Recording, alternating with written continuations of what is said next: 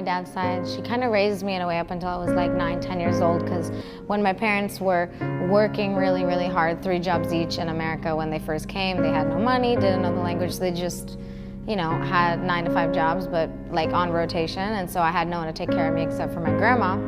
And she was kind of like a second mom. So when she passed, it was in 2011, I was in California and she was in Virginia, and I just like feel like you lost a part of you.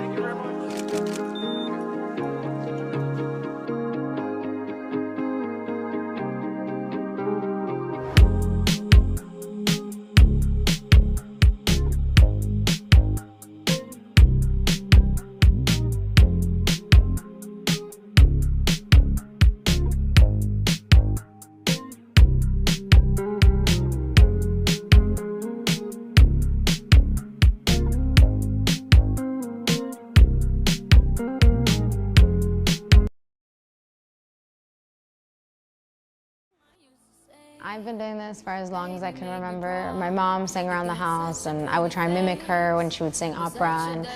And then I started doing like some local singing competitions that would come to Virginia. I got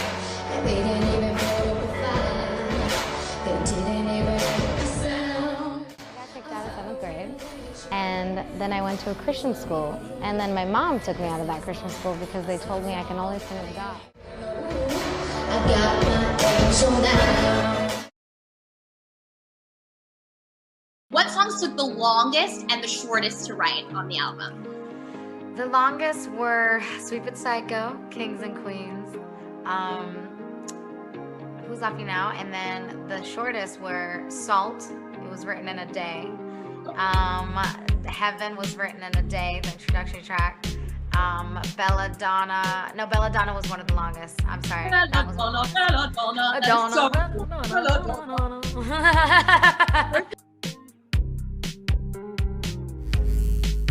So my album just dropped, Heaven and Hell, and it's my debut album. I can't even believe I'm saying that right now. I'm so happy that it's out in the world and people have it, and now it's yours. It's no longer mine, it's yours.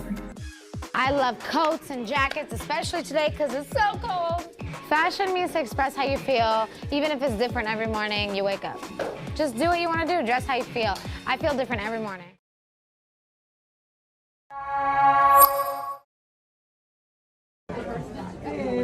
Hi guys. Would you mind just starting right here? Right here, please. Wonderful. One more of me. Let's go.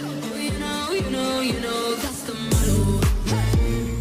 Drop a few bills and pop a few champagne bottles. Hey. Throwing that money like you just won the lotto. And it just proves that if you don't want to change as a person, you're not going to change as a person. And sometimes people just don't care. Ava, please, you said on the way out. Please. And hey, that just means they don't love you. But the real saying here that we all want to say is, it's not me, it's you. And people should be careful with what they say because words hurt. You know, I definitely knew I wanted to be dance records and albums, but I didn't know I was going to get so emotional with the lyrics because I wasn't going through the breakup yet until after I wrote a few songs, and then boom, then all the lyrics got very emotional, and then they were dance records as well, so it's kind of like a mixture of both.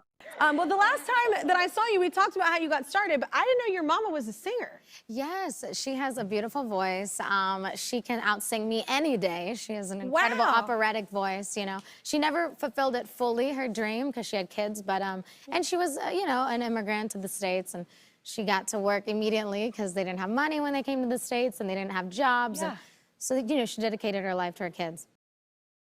How much can you give us behind the scenes of the creation of Weapons? That song is very special to me because it's just about being careful with what you say. And I think a lot of people should be careful with what they say because words hurt.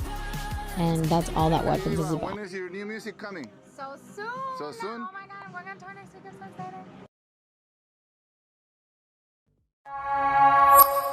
Well, do you remember the very first time that you ever tried to write a song? Because you're a writer as well, not just a singer. I do remember.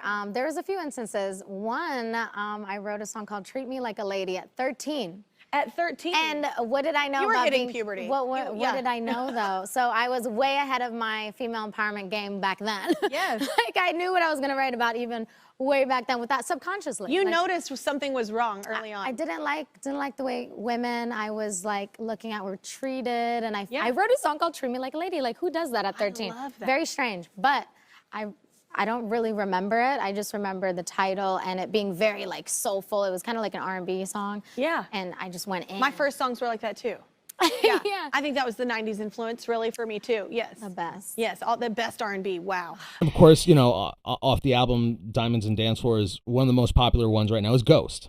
This is a fun one. I love the production, pop 90s house.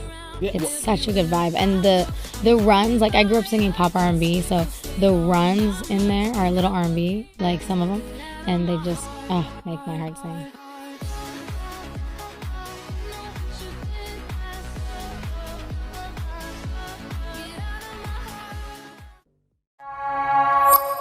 Stop using your words as weapons. They're never gonna shoot you down. Stop. It's time that you learn the lesson. My love is gonna drown you out. You wanna play? Do you wanna dance? 'Cause tonight, my baby, only your words as weapons. Like I had learned a lot, and the album rollout was very slow because I was going through a lot of personal things, and I was shifting in a lot of ways in my career, and like it just felt kind of slow last year because I just was hurt, you know, from the breakup. So I felt kind of stagnant. So this year definitely feels a lot better. I learned to take my time. You know, I took my time through the breakup for sure. I didn't rush anything. I even pushed the album back because I was making more tweaks on the album. So I think just really don't be afraid to just say no sometimes and focus on you. And that's what I did last year.